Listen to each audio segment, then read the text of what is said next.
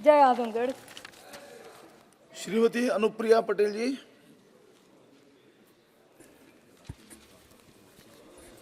धन्यवाद सभापति महोदय। 17वीं लोकसभा के अंतिम दिन आपने मुझे श्री राम मंदिर निर्माण एवं भगवान राम के विग्रह रूप की प्राण प्रतिष्ठा की इस महत्वपूर्ण चर्चा में अपनी भावनाएं व्यक्त करने का ये अवसर दिया। अध्यक्ष महोदय, कोई भी देश अपनी सांस्कृतिक पहचान के बिना अधूरा है, क्योंकि हमारी सांस्कृतिक पहचान हमें हमारे अतीत पर गौरव करने का अवसर देती है और हमारे अतीत पर गौरव करके ही हमारा देश संपूर्ण होता है। भगवान श्री राम भारत की संस्कृति के प्रतीक हैं, भारत की राष्ट्रीय चेतना के प्रतीक हैं।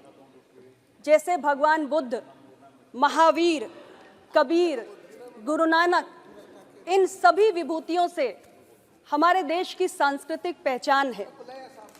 और बीते 10 वर्षों में हमारी सरकार ने सांस्कृतिक चेतना के सभी प्रतीकों को उभारा है और उनका संरक्षण किया है। माननीय सर्वोच्च न्यायालय के निर्णय के उपरांत अयोध्या में श्री राम मंदिर का निर्माण हुआ और भगवान श्री राम के विग्रह रूप की प्राण प्रतिष्ठा हमारी सरकार ने की। आज अयोध्या विश्व के मानचित्र पर एक पर्यटन स्थल के रूप में स्थापित हो चुका है और दुनिया के कोने कोने से दर्शनार्थी और श्रद्धालु बड़ी संख्या में वहां पर पहुंच रहे हैं। हमारी सरकार ने करतारपुर कॉरिडोर से लेकर बौद्ध सर्किट, विंध्याचल कॉरिडोर और यहां तक कि कबीर की विरासत को सहेजने का भी काम किया। हम देखें तो हमारी सांस्कृतिक उत्थान की ये यात्रा आज देश की उन्नति का मार्ग भी प्रशस्त कर रही है, क्योंकि धार्मिक पर्यटन भी अपने आप में देश की अर्थव्यवस्था को मजबूत करने वाला एक सेक्टर बन के उभरा है। अध्यक्ष महोदय, जब अयोध्या में प्राण प्रतिष्ठा का कार्यक्रम हुआ, माननीय प्रधानमंत्री जी ने देश को संबोधित किया और उन्होंने कहा कि मंदिर तो बन गया, अब आगे क्या? अब आगे का जो रास्ता है वो राष्ट्र निर्माण का है। और जब हम राष्ट्र निर्माण की बात करते हैं तो सही मायने में ये तभी पूरा होता है एक संकल्प के रूप में, जब देश में कोई शोषित, वंचित, पीड़ित, दबा कुचला न कहलाए। जब हम भगवान श्री राम की बात करते हैं तो माता शबरी का उल्लेख होता है, निषाद राज का उल्लेख होता है और ये इस दृष्टि से महत्वपूर्ण है कि इसमें कुछ संदेश छिपे हैं। संदेश ये छिपा है कि सब समान हैं, संदेश ये छिपा है कि सभी अपने हैं और संदेश ये छिपा है कि जो विकास की दौड़ में सबसे पीछे रह गया है, जो अलग थलग पड़ा है, उसके कल्याण की चिंता करनी है और तभी सही मायनों में राष्ट्र निर्माण होगा। बीते 10 वर्षों में हमारी सरकार ने ऐसे ही हाशिए पर पड़े हुए गरीबों की, वंचितों की चिंता की है। हर गरीब को रहने के लिए पक्का मकान दिया है, उसके घर तक पीने का शुद्ध जल पहुंचाया है, उसके घर तक बिजली का कनेक्शन पहुंचाया है, 80 करोड़ गरीबों को मुफ्त इलाज दिया है और 50 करोड़ से ज्यादा गरीबों को मुफ्त इलाज की सुविधा दी है।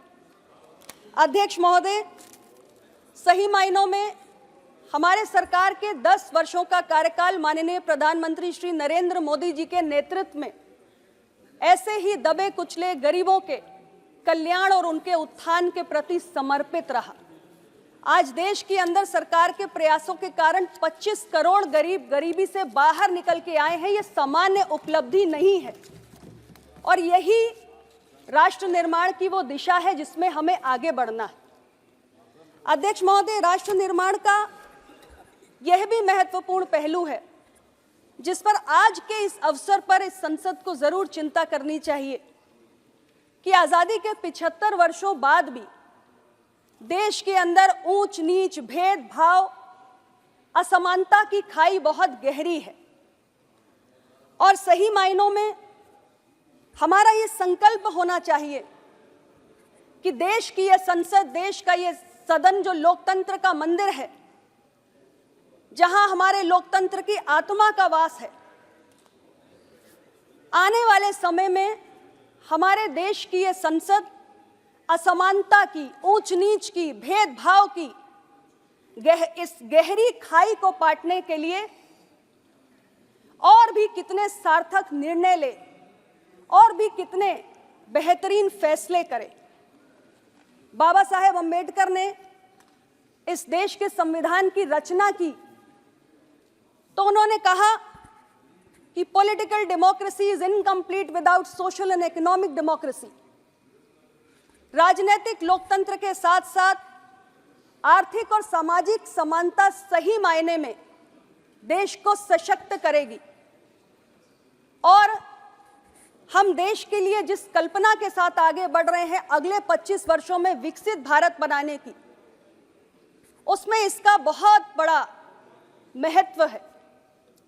इसलिए आज के इस अवसर पर जहां एक ओर मैं अपनी सरकार का अभिनंदन करना चाहती हूं, वहीं माननीय प्रधानमंत्री जी ने इस अवसर पर जो संदेश दिया उसके संदर्भ में मेरी पार्टी की ओर से, अपना दल की ओर से ये जरूर आग्रह करना चाहती हूं कि आने वाले समय में जब हम राष्ट्र निर्माण की दिशा पर आगे बढ़ें तो सामाजिक और आर्थिक असमानता की जो ये खाई है, इसको पाटने की दिशा में हमारे देश की संसद के सारे फैसले होने चाहिए। और इन्हीं शब्दों के साथ मैं पुनः आपको बहुत बहुत धन्यवाद देती हूं। जय हिंद, जय भारत। श्री मोहन मंडावी।